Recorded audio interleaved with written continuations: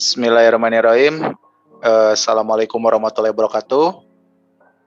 Kami dari kelompok 5, mata kuliah Islam dalam disiplin ilmu.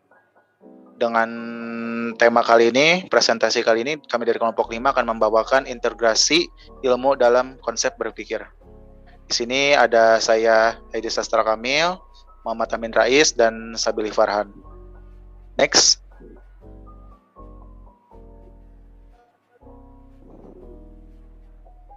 Ya. Dalam tujuan penulisan makalah kali ini, yang pertama itu ada konsep apa itu konsep dan metode berpikir. Yang kedua, apa yang dimaksud dengan ontologi, epistemologi dan aksiologi ilmu. Dan yang ketiga, bagaimana integrasi tauhid dalam konsep berpikir yang sistematis dan komprehensif. Next. Konsep dan metode berpikir. Berpikir adalah aktivitas manusia yang melibatkan kerja otak. Meski tidak terlepas dari aktivitas dan kerja otak yang ada di pikiran manusia, tidak hanya sebatas apa yang dikerjakan itu gerakan-gerakan yang ada di organ tubuh. Namun kegiatan berpikir juga melibatkan seluruh perilaku dan tindakan manusia juga, serta emosi yang menjadi kemauan manusia itu sendiri. Berpikir juga berarti berusaha sekuat tenaga untuk memahami apa yang sedang terjadi atas menemukan solusi untuk masalah yang akan dihadapi, maupun itu yang terjadi saat ini, yang terjadi yang akan datang, terjadi ke depannya, dan dalam kegiatan berpikir sendiri, kerap sekali banyak diantaranya mencakup tentang hal atau penentuan kegiatan aktivitas manusia. Next.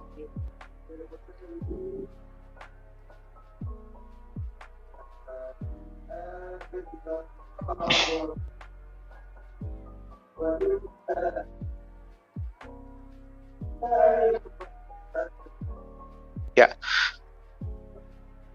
Dalam berpikir, manusia terdapat 3 macam diantaranya. Yang pertama, berpikir deduktif, berpikir analogis, dan berpikir induktif. Next. Ya.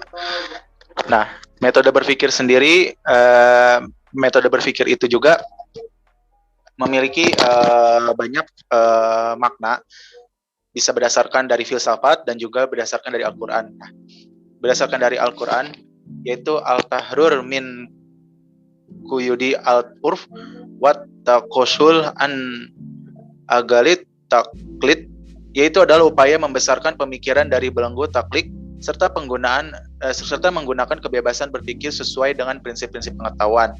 Langkah ini juga disebut metode ilmiah yang praktis. Nah, di dalam Al-Quran juga yang kedua ada al-taumul wa al-musyadah, yaitu adalah langkah meditasi dan pencarian bukti atau data ilmiah empirik. Ini berarti tidak menerima pendapat yang tidak dibarengi dengan pembuktian praktis atau secara logis. Yang ketiga itu ada al-bas wa al-muwajanah wa al-iskro, yaitu adalah langkah analisis, pertimbangan, dan induksi. Langkah ini merupakan kegiatan penalaran dan pedoman pada prinsip-prinsip penalaran untuk menemukan kebenaran filosofis dari data-data empirik yang ditemukan. Nah, yang terakhir itu menurut Al-Quran itu ada al-hukm mabni ala dalil wa al-burhan, yaitu adalah langkah-langkah untuk membuat keputusan ilmiah yang didasari atas argumentasi bukti ilmiah. Dan langkah ini juga menolak pola pemikiran yang berdasarkan pada perasaan atau hawa nafsu atau serta subjektivitas, karena pada kenyataannya akan membutuhkan pengkajian yang bersifat umum dan terkadang berkaitan erat dengan hukum.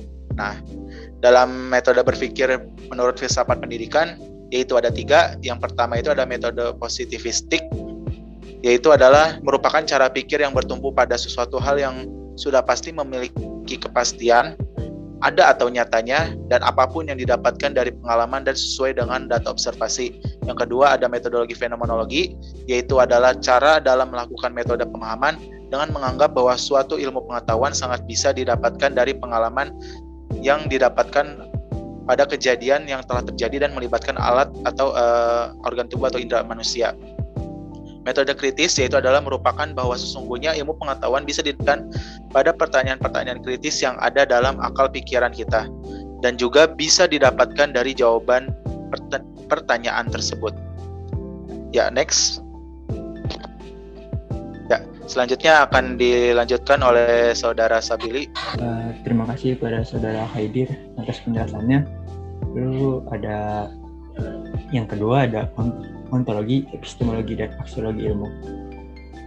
Filsafat merupakan induk dari semua jenis ilmu pengetahuan.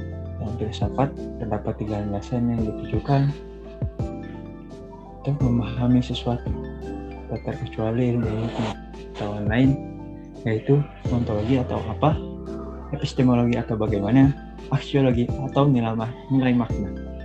3 landasan ini merupakan suatu hal yang penting ketika membicarakan filsafat.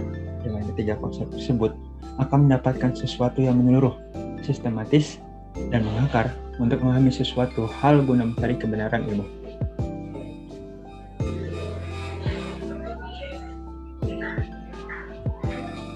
Melihat hal tersebut, menjadikan 3 landasan di atas tidak bisa dilepaskan begitu saja terhadap ilmu pengetahuan.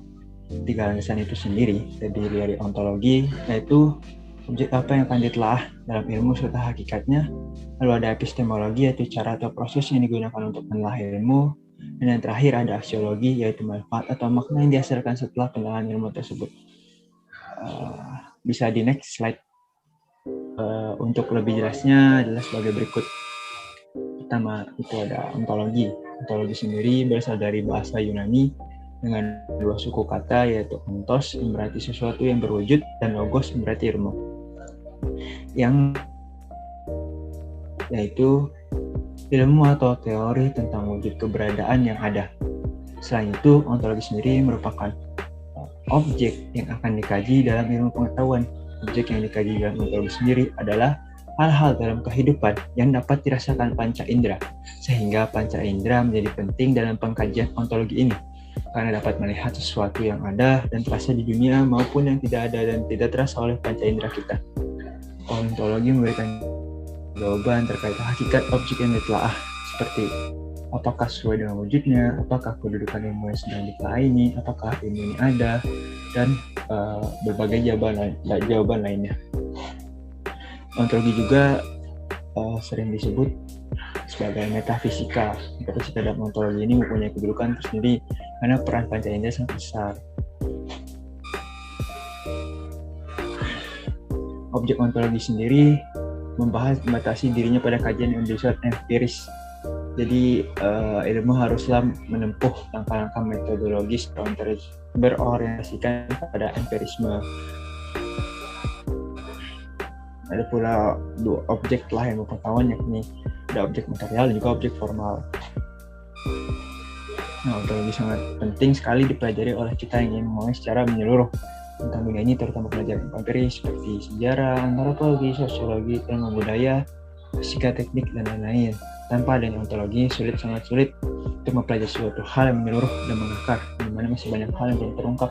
Inilah penggunaan ontologi dalam memahami ilmu akan mempermudah kita untuk mengungkap sesuatu yang belum terungkap, serta memiliki hubungan dan akar masalah analisis berikutnya. Lalu ada epistemologi. Epistemologi berasal dari bahasa Yunani, yaitu episteme, yaitu pengetahuan, dan logos yang berarti ilmu, yang apabila disatukan akan menjadi ilmu yang membahas tentang pengetahuan dan cara memperolehnya. Dengan kata lain, epistemologi adalah landasan filsafat mempelajari cara mendapatkan pengetahuan yang benar, sumber dari sebuah pengetahuan. Epistemologi merupakan sebuah lanjutan dari ontologi, ada sebagai bagian dari landasan penelaahan ilmu oleh filsafat. Epistemologi adalah nama lain dari suatu hal yang membahas isi pikiran manusia, yaitu pengetahuan. Untuk mendapatkan pengetahuan yang benar, diperlukan metode ilmiah dalam mencarinya. Metode ilmiah sendiri merupakan cara mendapatkan pengetahuan mulai proses pencarian yang bersifat ilmiah, seperti pencarian sumber, mulai mencari kebenaran sumber tersebut, lalu penyelesaian terkait pengetahuan, dan begitu akan muncul dari isi pikiran manusia yang bisa disebut pengetahuan. Sebelum manusia bersifat skeptis terhadap ilmu pengetahuan, namun setelah adanya keinginan untuk mencari tahu dan juga melakukan uji coba dengan metode ilmiah yang bisa dibuktikan secara ilmiah, akhirnya dicapailah atau rasa keingin tahuannya yang tinggi untuk mendapatkan jawaban terkait kebenaran tersebut. Lalu ada yang ketiga, ada aksiologi. Secara bahasa, aksiologi berasal dari bahasa Yunani, yaitu aksios yang berarti nilai dan katalogos yang berarti teori. Jadi aksiologi mempunyai pengertian teori tentang nilai Sementara secara umum, aksiologi dapat diartikan sebagai teori nilai yang berkaitan dengan makna atau kegunaan dari pengetahuan yang diperoleh. Aksiologi sendiri merupakan nilai-nilai sebagai tolak ukur kebenaran, etika, dan moral sebagai dasar normatif penelitian dan penggalian serta penerapan ilmu. Nah, jadi setiap penemuan teknologi ilmu pengetahuan itu dia memiliki kewajiban untuk memberikan manfaat terhadap penggunanya. Namun ada juga yang memberikan rasa was-was yang timbul dari perkembangan teknologi tersebut, seperti adanya senjata yang berbahaya bagi manusia, padahal itu merupakan hasil ciptaan mereka sendiri gitu. Oleh karenanya aksiologi hadir ini sebagai landasan untuk apa pengetahuan itu digunakan, bagaimana penggunaannya dengan moral etika, bagaimana penentuan objek yang diteliti secara moral dan berkaitan dengan etika, nilai, dan moral.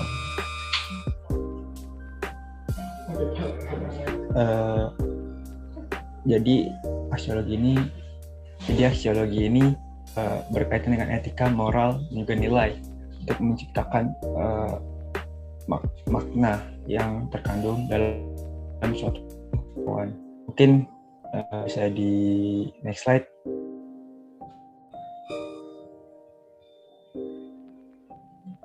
Ya, untuk selanjutnya akan dilanjutkan oleh Saudara Amin.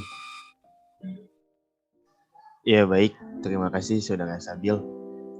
Di sini saya akan melanjutkan mengenai integrasi tauhid dengan dalam konsep berpikir yang sistematis dan komprehensif. Setelah tadi dipaparkan oleh saudara-saudara saya, teman-teman saya tentang konsep dan metode berpikir ilmiah melalui agama dan juga pengetahuan, terus juga dilanjut oleh Bang Sabil, ekologis dan juga epistemologis, aksiologis. Nah, di sini kita integrasikan tauhid dalam konsep berpikir yang sistematis dan komprehensif, yakni integritas tauhid.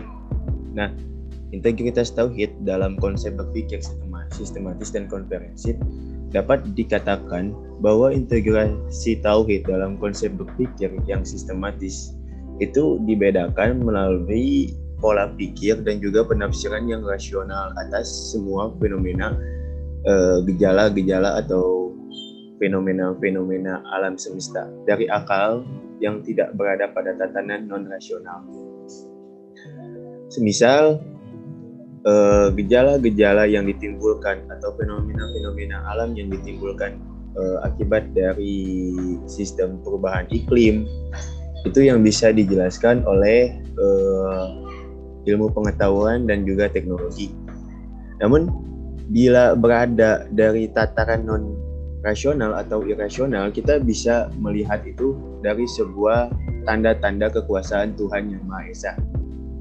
Mengingat integrasi dalam tauhid ini bahwasanya percaya semuanya, bahwasanya apa yang terjadi di muka bumi ataupun yang ada di langit itu merupakan tanda-tanda kekuasaan Tuhan atau Allah Subhanahu wa Ta'ala yang tidak bisa dijelaskan oleh akal dan tidak bisa pula dirasionalisasikan. Berdasarkan kerangka metode tertentu, dari perbedaan tersebut akan menghasilkan kesimpulan yang berbeda pula. Mengingat sumbernya dari rasional itu ada ilmu pengetahuan alam dan juga teknologi. Misal suatu gejala itu bisa timbul, kita bisa teliti sebab-sebabnya seperti apa, dan itu pun akan dijadikan kesimpulan. Nah, tapi dalam irasional itu tidak bisa disimpulkan karena irasional itu menyangkut kepada hati dan juga keyakinan tentang keberadaan Sang Khalik Allah Subhanahu wa Ta'ala. Nah, tetapi semuanya ini dapat dipertanggungjawabkan karena sesuai dengan proses yang dilaluinya atau yang telah diakui luas dan dapat disatukan dengan mencapai suatu tujuan tertentu. Sedangkan melihat kepada sisi konferensifnya,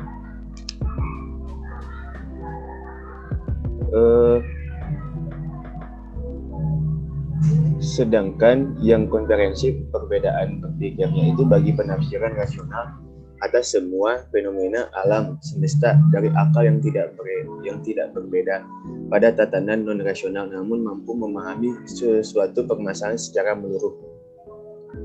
Yang sudah dikatakan tadi, bahwasannya apa yang ada di bumi, apa yang ada di langit, beserta seluruh tatanan lapisan langit dan bumi, meliputi langit ketujuh pun,